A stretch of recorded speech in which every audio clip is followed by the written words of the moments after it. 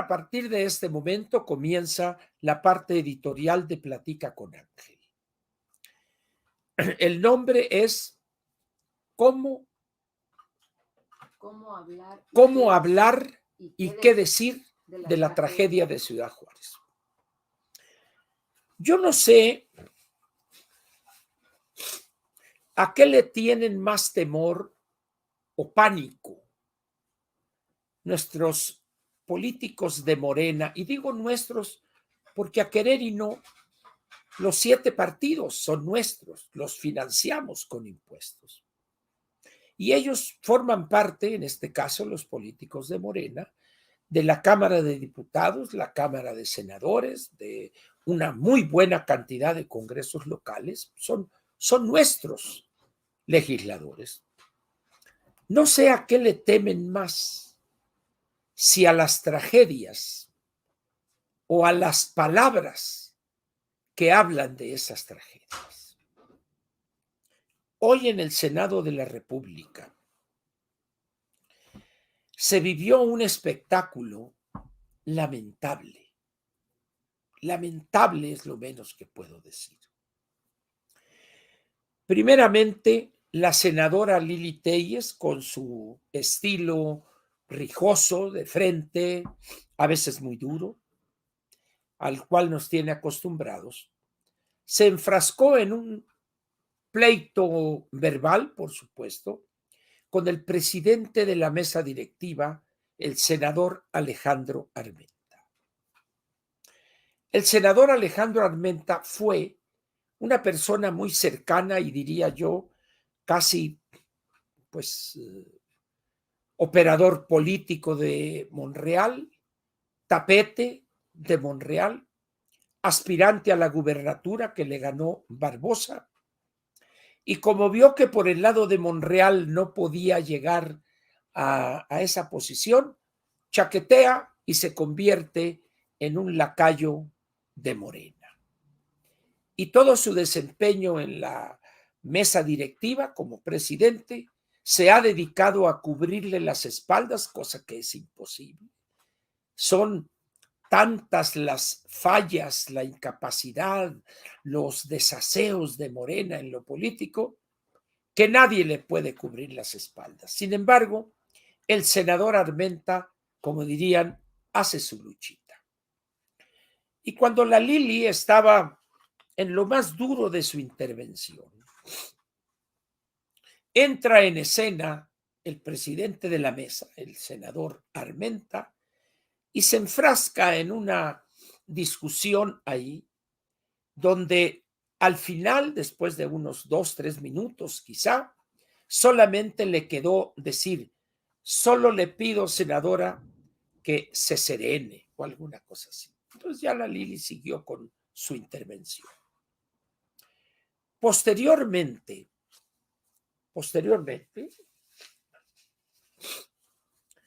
los senadores de Morena abandonaron el recinto y luego algunas senadoras, porque ningún senador, la senadora Malú Micher, pues que encabeza el grupo de simpatizantes y promotores de Monreal. Y luego por allá otra senadora que seguramente trae en su corazoncito a Dan Augusto y 2 que 3, pero desaparecieron. Pero luego hubo una intervención, creo que previa a la de la Lili,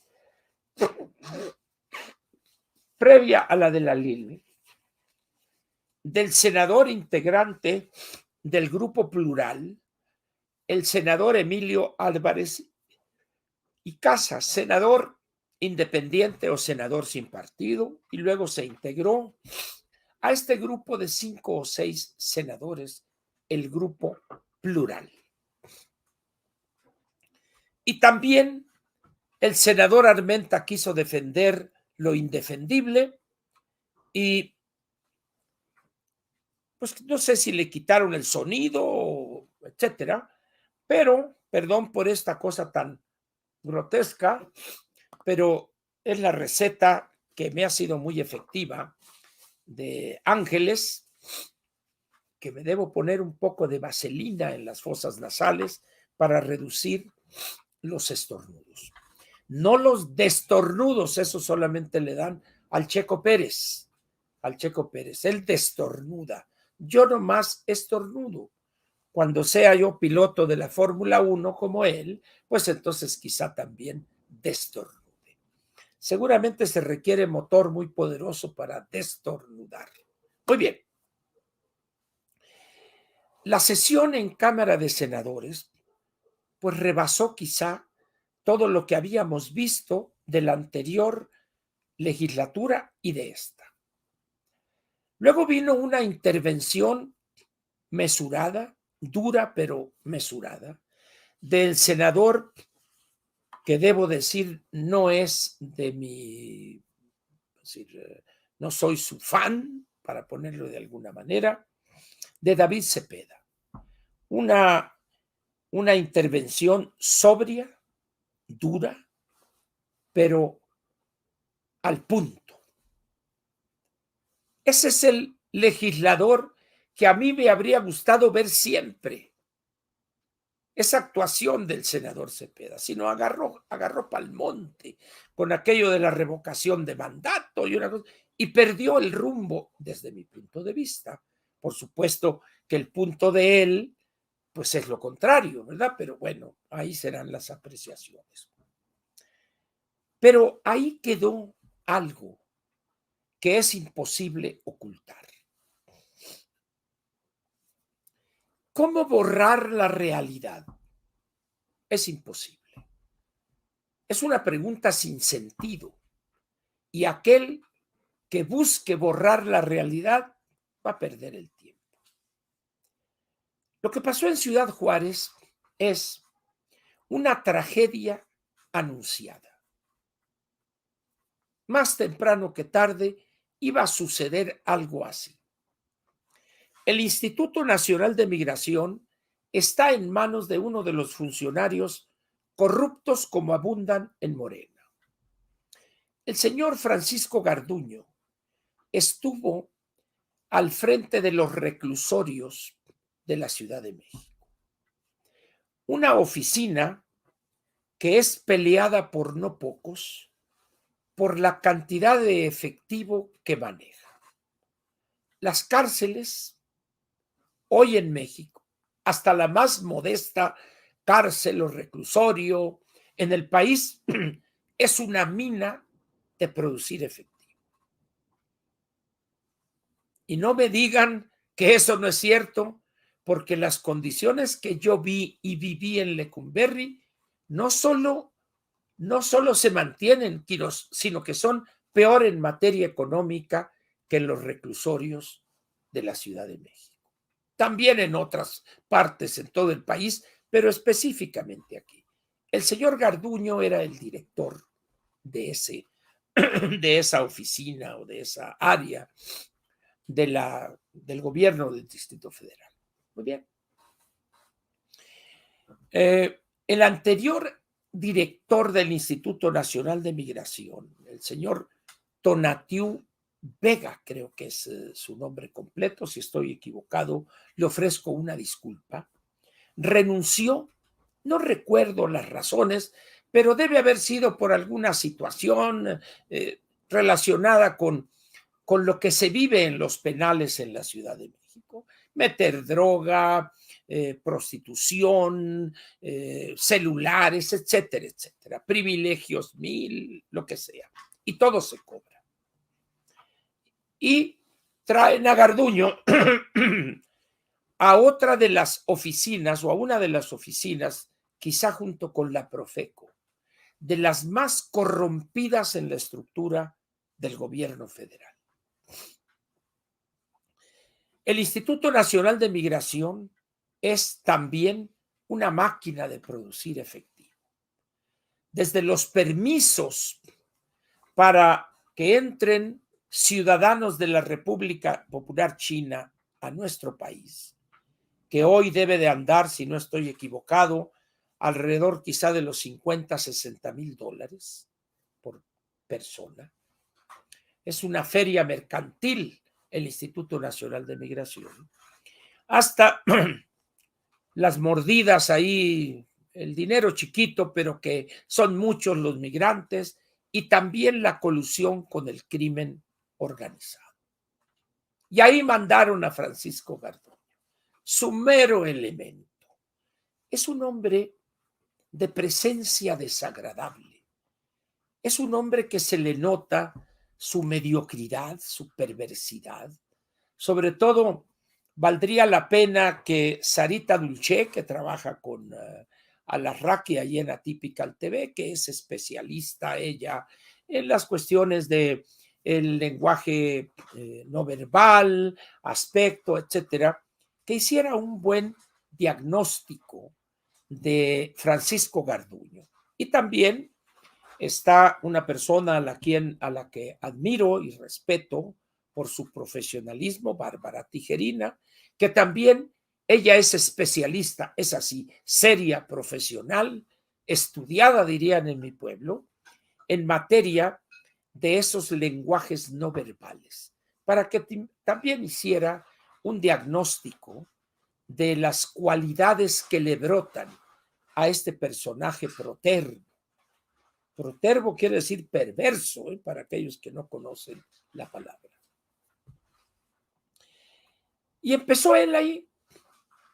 La corrupción ha seguido, pero producto de esta falsa austeridad de este gobierno, empezaron a recortarle el presupuesto a una gran cantidad de áreas del sector público. Y el Instituto Nacional de Migración no fue la excepción.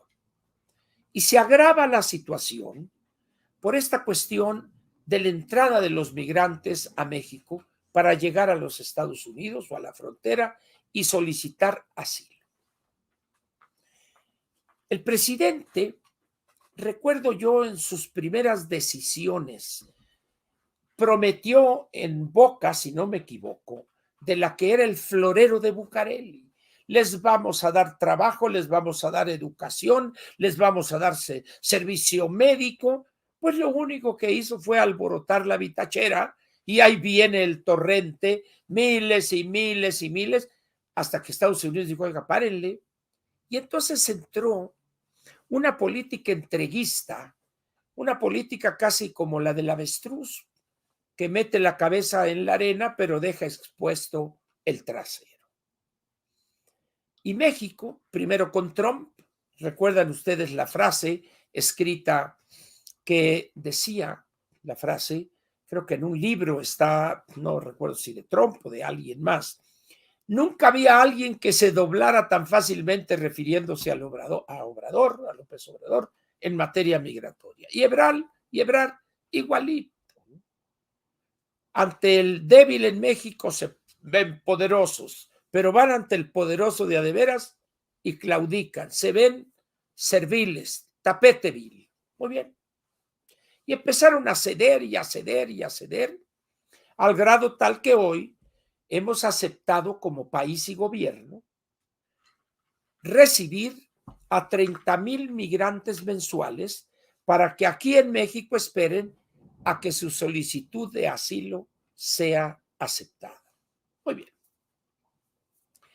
Las condiciones en que viven en algunos de esas cárceles migratorias, que yo recuerdo desde hace muchos años, en los años 60, porque un cuñado mío, ya falleció, Agustín, que en paz descanse, trabajó algunos años en esa área de la Secretaría de Gobernación. Entonces, por eso me tocó conocer la estación migratoria que estaba ubicada en las calles de Miguel Schulz, esquina con Antonio Caso, ahí en la colonia San Rafael. Después construyeron en Iztapalapa una nueva estación migratoria.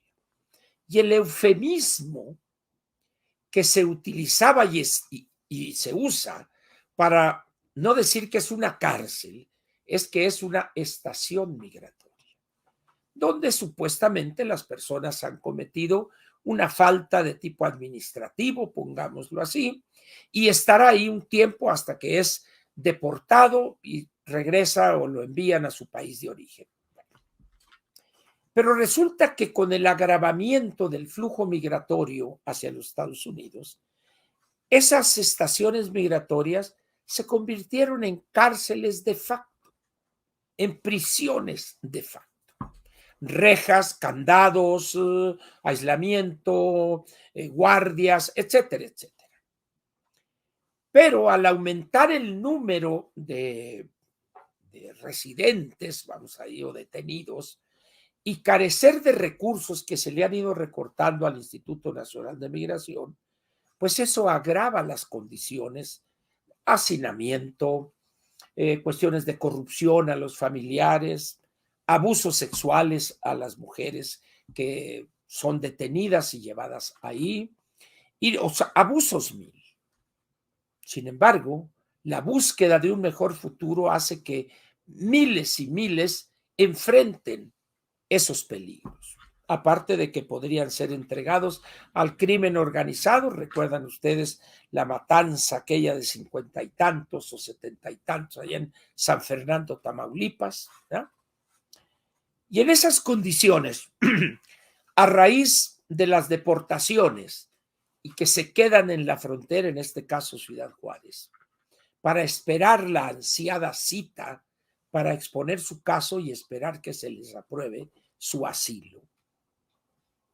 Ciudad Juárez, como en un determinado momento fue Tijuana, Mexicali y otras fronteras, se convierte en una ciudad donde pululan en sus calles, céntricas, no céntricas, personas con sus familias a cuestas, niños muy pequeños fundamentalmente, pidiendo limosna o en qué le trabajo, qué le hago para obtener algo de comer o alguna ropa, o lo que sea. Y en determinado momento eso consideran las autoridades municipales juarenses, que eso daña la economía local y la imagen de esa ciudad. Y empiezan las cosas a agravarse. Gente en las calles es detenida y metida y detenida y que se quede ahí en esa cárcel que no se llama cárcel. Y luego hay una reglamentación que dice que no puede estar ahí más, creo, de 72 horas o 36 horas, pero la verdad es que ahí está detenido. Es una cárcel para todo fin práctico. Muy bien. Perdón. Una cárcel que no reúne los requisitos para hacerlo. Sin embargo, ante la carencia de recursos, pues ahí están hacinados en condiciones que no permiten una estancia, vamos a decir, no voy a decir razonable, pero algo aceptable, pues. Y lo que pasó ahí revela, en primer lugar, la miseria humana del presidente y la actitud cobarde de funcionarios. Declaró con Joaquín López Dóriga, el secretario de Gobernación, que ellos, el gobierno federal, desde las 12 de la noche tenían el video que todo el mundo ha visto, pero que por respeto a las víctimas y sus familias decidieron no mostrarlo. Eso es falso. La decisión fue una decisión política para que no se conociera la verdad de lo que ahí sucedió. Y el presidente de la República declara en ese espectáculo fársico de la mañanera, no la mañanera buena, esa es la mía, aquella es chafa. Dice, es que ellos quemaron unos colchones y eso generó el incendio. La verdad es que porque sabían que los iban a deportar. No es cierto eso. Ya se aclaró que es simplemente una mentira más del presidente. Pero lo que exhibe ese video es, están ahí los empleados o custodios o los vigilantes caminando y ven que el fuego está aumentando. Y en vez de abrir el candado, de abrir el candado y decir, órale, vamos a ponerlos y ponerlos por allá en otra parte, no. Abandonan el lugar y ahí quedan esas personas que mueren asfixiados, quizá primero y luego calcinados. Lo que apareció hoy en el programa de imagen que conduce Pascal es la declaración de una persona enterada de lo que sucedió, donde parece que la orden fue no dejarlo salir. Y así murieron 38 más uno más que falleció en el hospital y no sabemos si en los siguientes días fallezcan más. Ojalá. 28 heridos de gravedad por las quemaduras sufridas. Y ahí empieza un espectáculo doloroso por la miseria humana que exhibió. Ya comenté lo que pasó en el Senado, pero lo que no he dicho es la miseria humana de aquellos o de aquellas que estaban disque defendiendo a su favorito para la carrera presidencial. La senadora Malú Micher defendiendo a Ebrard y otras defendiendo a Augusto y otros al presidente. Sin embargo, lo interesante es también en la entrevista con López Dóriga, cuando don Joaquín le pregunta al secretario y dice, no, es que el responsable de eso no soy yo, el responsable es Marcelo. Pero ¿cómo le dice? Pero si el Instituto Nacional de Migración depende. Es que hubo un acuerdo en el gabinete del gobierno, dice, que el tema migratorio lo veía Marcelo. La verdad, ¿cuál es? Efectivamente, se creó para cubrir el expediente mediante un acuerdo que es ilegal, porque la ley de la administración pública está por encima de un acuerdo, pero era para el tema de la migración. Ojo, para el tema de los flujos migratorios y su negociación con los Estados Unidos. No de la administración de los centros de detención. Esos siguen siendo, están en la estructura de la Secretaría de Gobernación y están en el presupuesto de la Secretaría de Gobernación. Pero ¿qué hace el florero del Edén? Deriva la responsabilidad a Marcelo para darle un raspón al que considera él y la anticientífica Sheinbaum el puntero o el que aspira a ser el puntero. Y de ahí esa expresión de él con un cinismo digno de mejor causa. No, yo no soy el responsable. El responsable es Joaquín es Marcelo. Dice uno, aquí sí, qué poca. Y así se andan echando la bolita. El presidente le dedicó menos de 3 minutos a esa tragedia y a otra cosa mariposa y a expresar su sonrisa sardónica, casi digna de un retrasado mental, de un habitante de un manicomio. Y ya les he comentado cómo en Lecumberri a mí me tocaba ver a esas personas ya fuera de sus facultades con una sonrisa que rayaba en la idiotez, la sonrisa del que está fuera ya del mundo, fuera de la realidad. Ese sería el panorama, pero ahora vayamos a las partes que soportan esa situación o a los elementos. El mundo, y por el mundo entiendo a los países avanzados económicamente, Estados Unidos y Canadá, a los países de Europa Occidental y también algunos de lo que antes era Europa Oriental, incluyo a Rusia, incluyo a Japón y algunos otros. En América Latina todavía no se muestra este fenómeno, pero en pocos años lo veremos. Pero hay una realidad migratoria que no puede uno echar abajo. La gran reserva demográfica de los Estados Unidos y Canadá es América Latina. Las tasas de fecundidad que esas dos sociedades, la norteamericana y la canadiense, tienen hoy, pero las tienen en descenso desde hace 30 o 40 años, ha dado lugar a problemas demográficos severos. Canadá ha relajado sus políticas estrictas migratorias porque le urge recibir migrantes, le urge.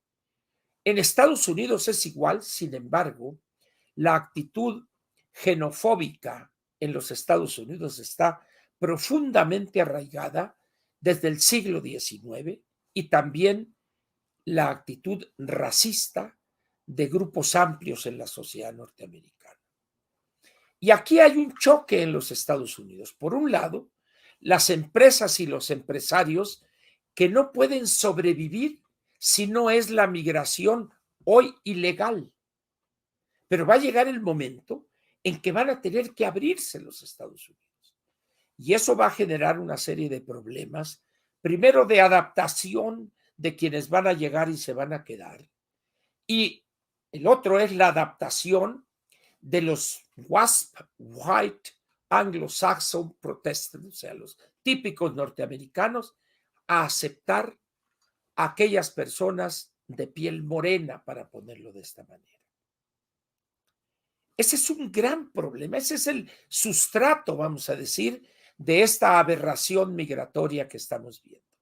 Los políticos norteamericanos saben perfectamente que sin la migración no pueden salir adelante. Tienen que aceptarla más temprano que tarde, pero como no quieren perder el apoyo de sus clientelas, particularmente los afines al expresidente Donald Trump, mantienen una pelea cerrada con los demócratas y particularmente con el presidente Biden, porque se acerca la elección y pronto vendrán las elecciones primarias antes. Pero ahora vayamos a Europa. La situación en Europa es peor que en Estados Unidos. Y es peor también por otro aspecto. La reserva demográfica de Europa es África. Repito, la reserva demográfica de Europa es África. Y ahí el racismo, el desprecio a la gente de color es tremendo, profundo además. Desprecian, no quieren a la gente de color. Y África es un continente negro, así se le llamaba hace algunos años. Y África son 1.200 millones de habitantes, 54 países. Y la única salida que tienen grandes grupos de africanos es Europa e ir a trabajar. Países como Alemania, por ejemplo, la señora Merkel estuvo a punto de ser derrocada, haber sido echada del gobierno. Ya ven que salió, creo que hace año y medio o 2 años, pues hace 6 o 7 años estuvo a punto de que la sacaran. ¿Por qué? Porque entendiendo el problema demográfico, aceptó a 1 millón de sirios, con la oposición de la Alemania tradicional. Pues ahorita Alemania requiere todavía 1 millón de más de migrantes, pero no quieren gente de color. Los árabes, si bien, o los que llegaron de Siria, refugiados, si bien no son personas de color, como sería alguien de un país de Sudáfrica, por ejemplo, o el Congo, Burundi, Malawi, Ghana, etcétera, son personas de piel morena. Entonces dice uno, bueno, pues han de decir de los males el menor, pero no están dispuestos a aceptar masivamente ciudadanos de esos países. Han establecido incluso colaboración, por ejemplo, con el gobierno polaco para importar polacos que trabajen de policías en Alemania, de operadores de autobuses, operadores de tranvías, de la cosa eléctrica. Pero importar de África, Cruz Cruz, Castro Ruz, ahí no. Pero los españoles, los franceses, los ingleses, los italianos, los estos, los otros, no les va a quedar más remedio, al igual que los Estados Unidos, que aceptar su destino, por 2 razones. El primero es que sus tasas de fecundidad están más bajas que las de los de Estados Unidos, pero desde hace más años. Desde hace más años. Entonces son sociedades abiertamente senescentes, es decir, que están envejeciendo o ya envejecieron. Entonces, no saldrán adelante si no hay movimientos ordenados migratorios. Aquí murieron 39 o quizás, espero que no sea así, morirán algunos más en esta tragedia en Ciudad Juárez. Pero en el Mediterráneo es normal ya, por desgracia, que naufraguen lo que llaman las pateras en España, que son las pangas, esas largas, no lanchas, esas pateras son las pangas que utilizan los pescadores y meten ahí 40, 50, 60 personas. Y cuando encuentran un mar picado, olas altas, pues ahí se ahogan decenas de personas que intentan llegar a España como una vía para entrar a Europa. De tal manera que el problema de la migración es un problema grave, es crítica la situación. Y en la medida en que los gobiernos no entiendan eso y planteen programas ordenados,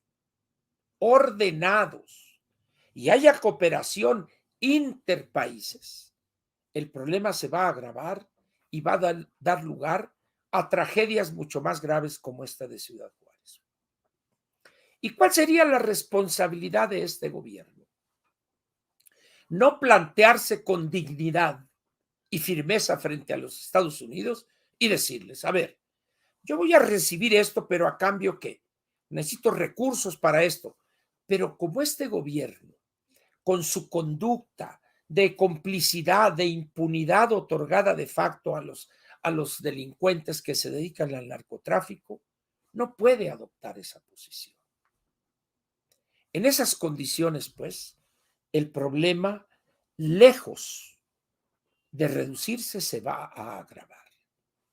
El presidente de la República creo que va a hacer una gira, dice por ahí, por Centroamérica. Yo creo que ahorita esa gira está cancelada de entrada. Cancelada de entrada. ¿Qué va a pasar con el siguiente gobierno en México? No lo sé. Pero de que tenemos que enfrentar el problema y decirle a Estados Unidos, a ver, si no nos sentamos aquí juntos a enfrentar este problema, los dos vamos a perder. Y yo no quiero perder.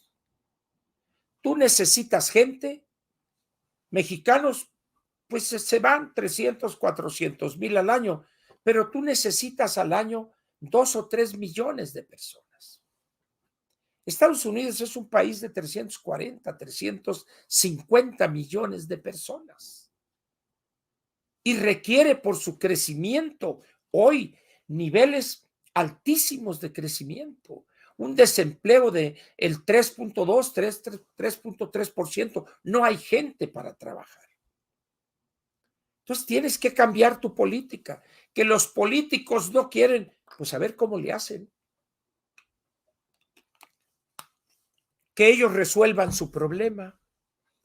Va a llegar un momento en que con todos los recursos disponibles, con todas las fuerzas armadas, el ejército, la fuerza aérea, la marina, lo que quieran, va a ser imposible detener a miles y miles de migrantes. No concibo yo al ejército mexicano o a los marinos o a la Guardia Nacional masacrando migrantes con sus hijos y sus esposas. Eso no va a suceder. Y la gente va a entrar en hordas y van a agolparse en la frontera de los Estados Unidos. Y va a llegar el momento en que no van a poder detener a esas, salvo que decidan dispararles y generar masacres en los cruces fronterizos. Así es que entre más pronto entendamos la magnitud del problema y lo enfrentemos y sentemos las bases de una solución duradera, las cosas se van a agravar.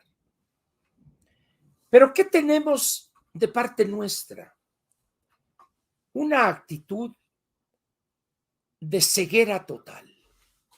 Por eso decía yo al principio, ¿a qué le tememos más? ¿A la cruda y ofensiva realidad o a hablar de ella? Tal parece que no nos importa que mueran miles de migrantes, centenas. No, eso vale madre. Lo que importa es, no digas, no hables de eso.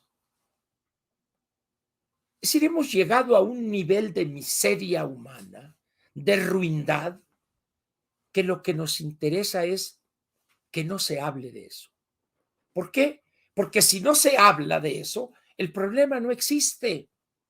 Los ciudadanos simpatizantes del actual presidente, el bulto, no se enterarían, pero olvidan que este video que les causó molestia ya está en todo el mundo. Miren, hoy por la mañana aparece mi mañanera, donde le digo de una manera franca al presidente, sin eufemismo alguno, lo que pienso que es, lo que pienso de él. Se lo digo y hay una parte donde, para los que vieron, cuando lo baja YouTube por sus políticas, ya casi 50,000 vistas tenía ese video. Quiere decir que 56,000 lo vieron y luego lo retuitearon. Más o menos es uno y reparte a 4 o 5. 250,000 personas vieron en mi canal ese video. Ahí le digo al presidente de frente, sin ocultarme, con mi nombre, mi imagen, usted es así, así y así. ¿Qué aduce YouTube para bajar ese video? Lo bajó ya en la tarde, ¿qué serían? 5 de la tarde lo bajó. Cosa que yo agradezco además. Porque si lo hubieran bajado a las 6:05 de la mañana, pues nadie lo habría visto. Pero a las 5 de la tarde, pues ya había circulado profusamente. Entonces, muchos lo retuitearon, etcétera, etcétera. Y ahorita muchos lo tienen el video por las formas que tienen ellos que sí saben manejar las redes, lo tienen. Lo bajan, pero eso borra la realidad. Lean ustedes el periódico que quieran. Vean el noticiario de televisión que quieran. Ahí está. Entren a la página del País, de Financial Times, del New York Times, del Wall Street. Es decir, está en el mundo eso. ¿Por qué? Porque el que mueran 38 personas en un incendio, en una instalación de detención oficial, porque el guardia se peló y no abrió el candado, esa es una tragedia inusitada, inadmisible en las condiciones actuales del mundo. Ni China popular puede ocultar una situación así, menos México. Sin embargo, aquí actúan como si no hubiera existido eso. Por eso yo pregunto en la parte editorial, ¿cómo hablar y qué decir de la tragedia de Ciudad Juárez? Y mi respuesta es todo. Hay que decir todo de esa tragedia. ¿Qué pasó? ¿Por qué pasó? ¿Quiénes fueron los responsables? Evidentemente los directos y primeros están ahí, están en el video. Pero, ¿qué pasa con los funcionarios del Instituto Nacional de Migración que callaron ante los recortes criminales de recursos? Que callaron ante tener hacinados a cientos o miles de migrantes. Y del funcionario de Hacienda que recortó en vez de con bisturí, con machete, y del presidente de la República. ¿Qué decir del senador Armenta que en una actitud lacayuna pretende callar a 2 senadores? ¿Qué gana él? Pues lo único que hizo es que sea mucho más buscadas sus intervenciones. Ahorita circula sin restricción en las redes sociales la intervención completa del senador Álvarez y Casa y la intervención completa de la senadora Lili Téllez. Y también la intervención dura, pero serena, de Damián Cepeda. Y mañana van a salir las declaraciones del otro, del otro y del otro. Y en los debates en el Estado de México y en Coahuila va a ser tema en los debates. ¿Por qué? Porque una tragedia de esa magnitud no solo no se puede ocultar, no se debe ocultar. Es como cuando un feo no quiere verse en el espejo. Tiene que verse en el espejo y aceptar de entrada que es feo o que tiene mucha lana para hacerse una cirugía acá.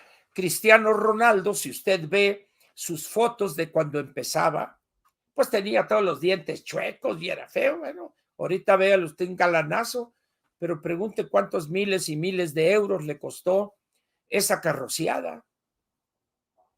Pero si no tiene usted ese dinero, pues va a tener que verse del espejo como es. Feo. Así se ve Mario Delgado, así se ve Laida Sansores, así se ve Francisco Garduño, así me veo yo, pues. Feo, narizón, orejón, calvo, pelón. No va a caer en el ridículo de ponerme implante capilar. Digo, por favor, ¿verdad? Pero hay personas que, pues sí, hacen eso. Está bien, es respetable esa posición. Pero ante una tragedia de esta magnitud, hay que hablar de ella sin restricción alguna. Miren, ya les he comentado que yo estuve el 2 de octubre en el edificio Chihuahua toda la noche.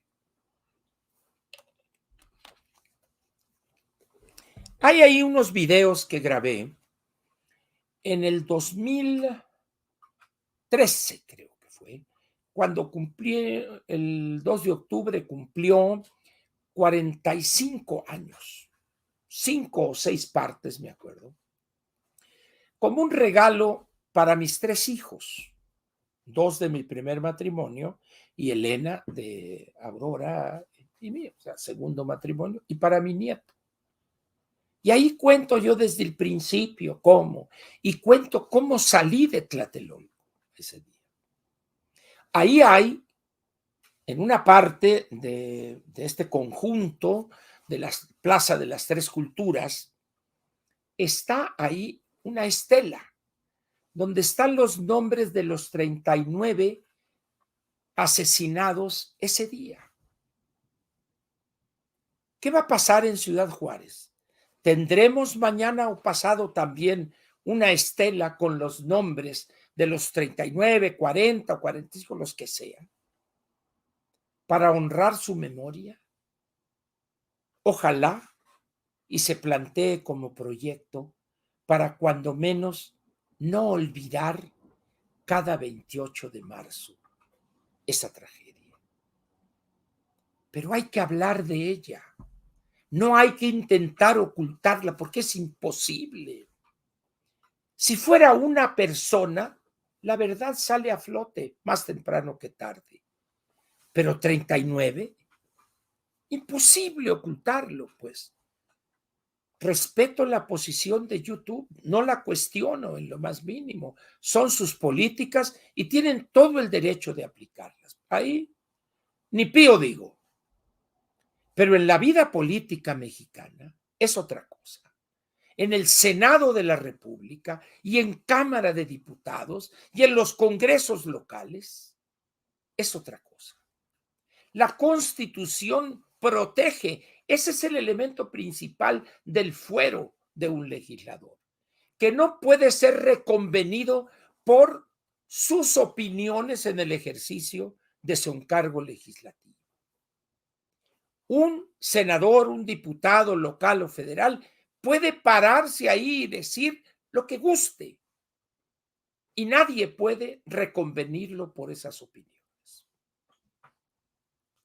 De tal manera, pues, que la respuesta a esas preguntas, cómo hablar y qué decir de la tragedia de Juárez, todo, absolutamente todo. Por eso esa actitud cobarde de el responsable es Margelo. Hay un acuerdo ahí en el gobierno donde él, como diciendo, a mí ni me volteen a ver. La politiquería con su rostro más putrefacto y corrupto, echarle la culpa al adversario político, como si fuera de otro gobierno, como si fuera de otro planeta. Fue Margelo, él es el responsable. Dice uno, qué bajeza de un político.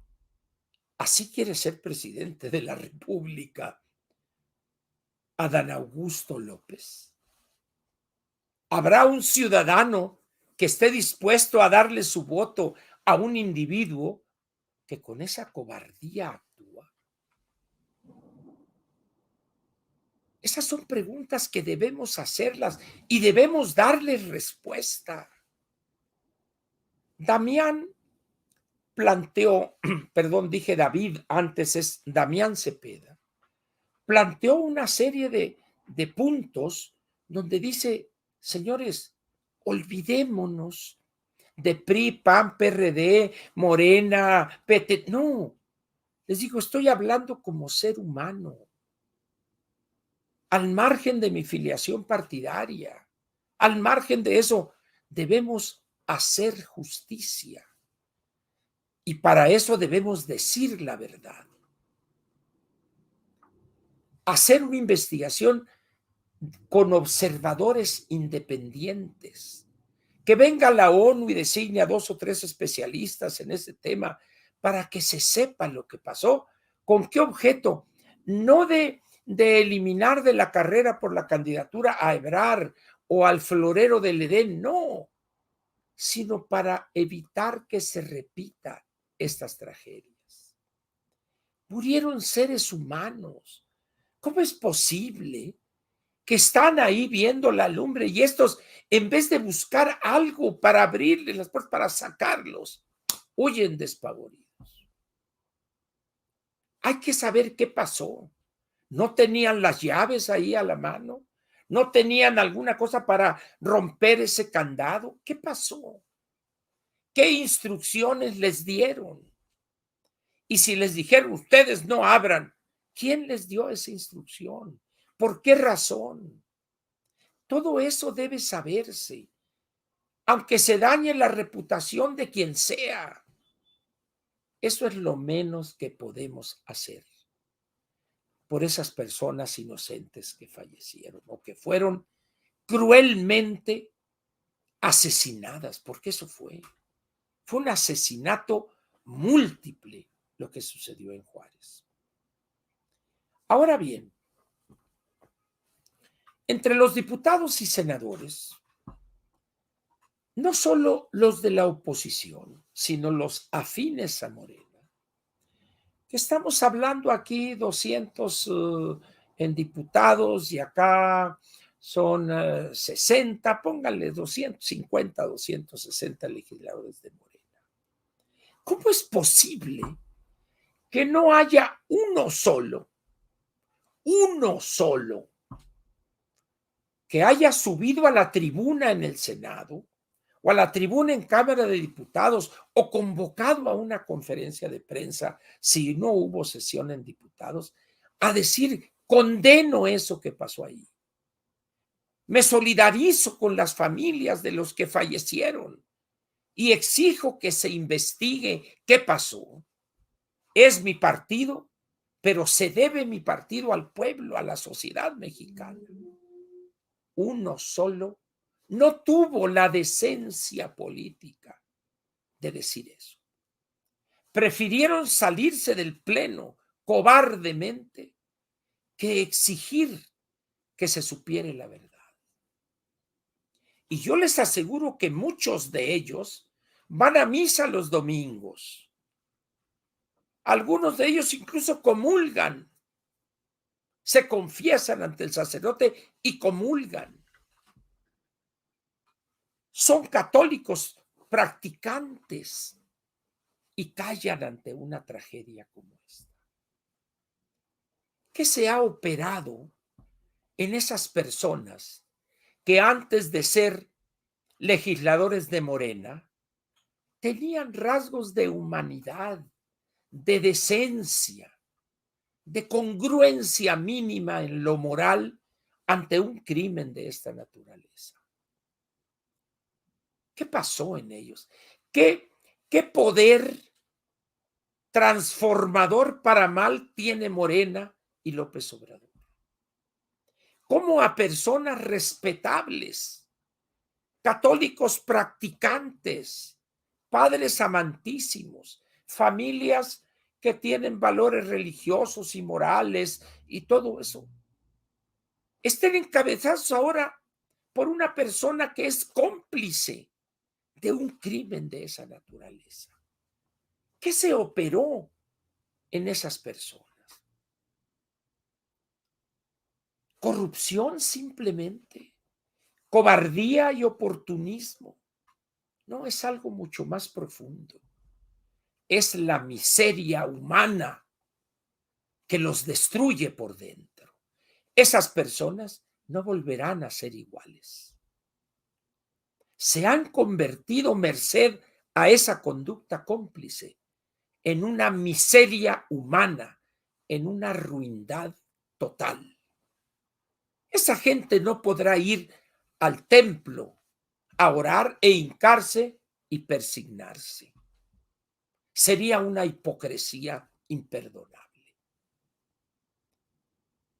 La ruindad frente a esa tragedia es la expresión más vívida de hasta dónde ha llegado la corrupción en la sociedad mexicana.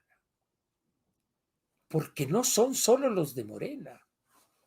En tragedias anteriores, también integrantes de los otros partidos, los que gobernaban en ese entonces, también callaron cobardemente y también fueron cómplices de tragedias diversas. En esas condiciones, pues, ¿a dónde hemos llevado a nuestro país? ¿Qué ejemplo le darán esos legisladores a sus hijos, a sus nietos, que mañana o pasado les preguntan: oye, abuelito, ¿y qué hiciste? ¿Cómo protestaste tú ante esa tragedia? Porque esa tragedia va a estar incluida en los libros de texto dentro de pocos años. Esa tragedia va a dar lugar a libros, a estudios, a investigaciones, y la verdad va a salir a flote más temprano que tarde.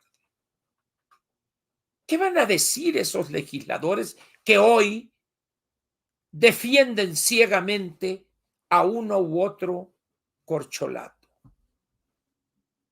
¿Qué va a decir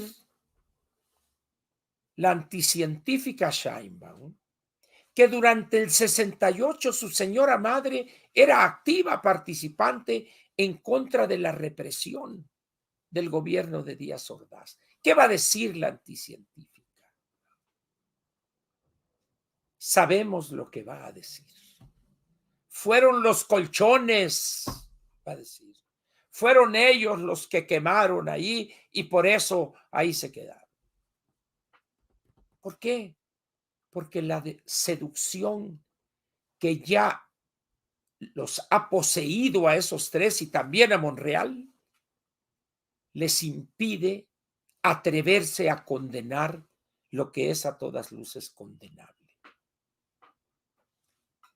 Ese es México. Ese es el México que hemos construido y que va a costar muchas generaciones cambiar.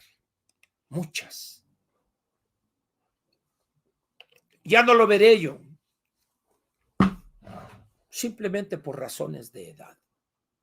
Pero ¿qué va a pasar con los jóvenes que están hoy entrando a la universidad o que van saliendo de la universidad o del nivel medio superior, ¿qué va a ser del futuro de ellos frente a esta clase política, por ejemplo? Esas son las preguntas que debemos hacer y sobre todo que deberemos responder con verdad, pero con firmeza y valentía para enfrentar esa dura y ofensiva verdad, porque no hay otra forma.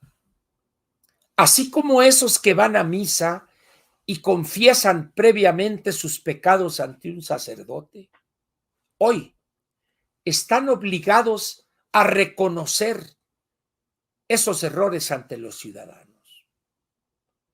Aquí no se absuelve a alguien para la vida eterna, no. Esto es política real. Lo harán esos militantes de Morena. Señalarán esta tragedia, pero también señalarán las tragedias anteriores los militantes de otros partidos. O cada quien, como dicen entre las aseguradoras, cada quien se lleva su golpe. Así es que tú tienes Ayotzinapa, yo voy a tener mi Ciudad Juárez. Ah, entonces vamos 1-1. Órale, pues, estamos empatados. Qué bajeza, ¿verdad?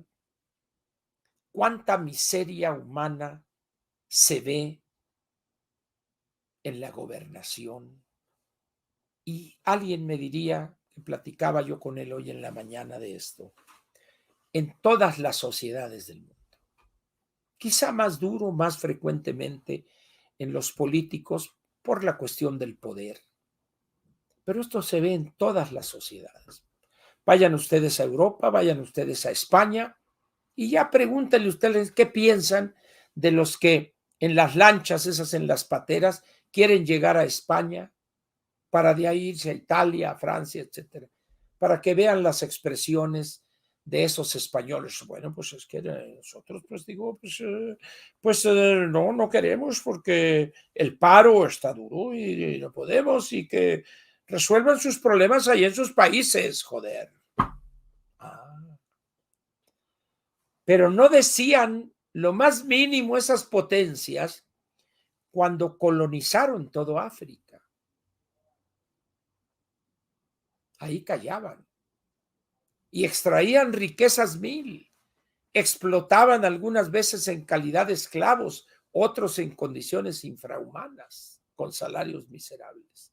Pero hoy, bueno, dice pues que resuelvan las cosas allá en sus países. ¿Cómo cambia la gente al paso del tiempo y con el cambio de las condiciones? ¿Dónde están aquellos morenistas que hace todavía 5 o 6 años se lanzaban furiosos, iracundos ante las injusticias, ante los asesinatos promovidos por el PRI y Peña Nieto? ¿Dónde están ahora? ¿Por qué callan? ¿Por qué ayer vociferaban en contra de Peña y antes en contra de Calderón y antes en contra de Fox? Y hoy no solo enmudecen, sino que además, como el gato ante su excremento, que quiere cubrirlo para que no se huela la fetidez de su excremento. No podrán, no podrán. Eso los convierte en iguales a los anteriores y en iguales a los otros y a los otros y a los otros. Como diría alguien allá en mi pueblo, burros del mismo pelo siempre andan juntos. Y aquí estamos viendo que, por desgracia, en la actividad política de este sufrido país, todos andan juntos, todos. Y los que no son excepciones que confirman la regla. Ese es el México que tenemos. Y a partir de él hay que empezar a construir uno nuevo. ¿Cómo? Castigando a los candidatos de Morena, no votando por Delfina y no votando por Guadiana, el otro individuo enriquecido a costa de la miseria de miles y miles de coahuilenses. Ese es el principio mínimo. Y el 24 habría que dar el siguiente paso.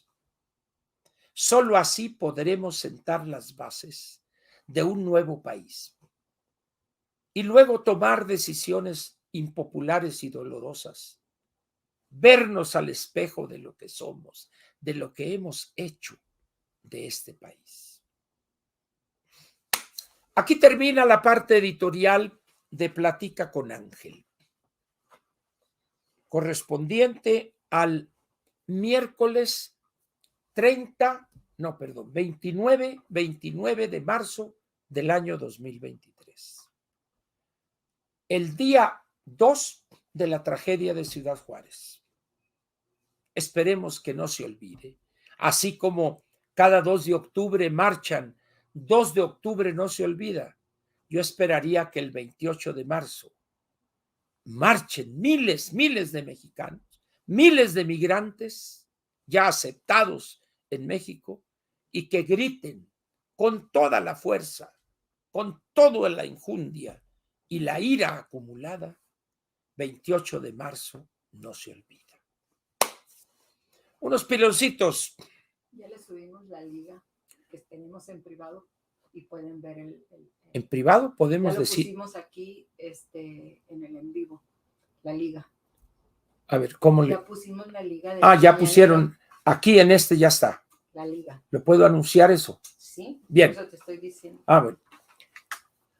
El video de la mañanera lo pueden ustedes ver aquí en el video, vamos a decir. No. En la liga que les pusimos en los comentarios. Ya hay una liga en los comentarios para que puedan ver ustedes el video en algo que se llama en privado, ¿es correcto? Sí. No lo van a encontrar en YouTube. En ninguna parte lo van a encontrar de YouTube, excepto en esa liga que ahí está. El que esté interesado, que no lo haya visto, ahí lo puede ver.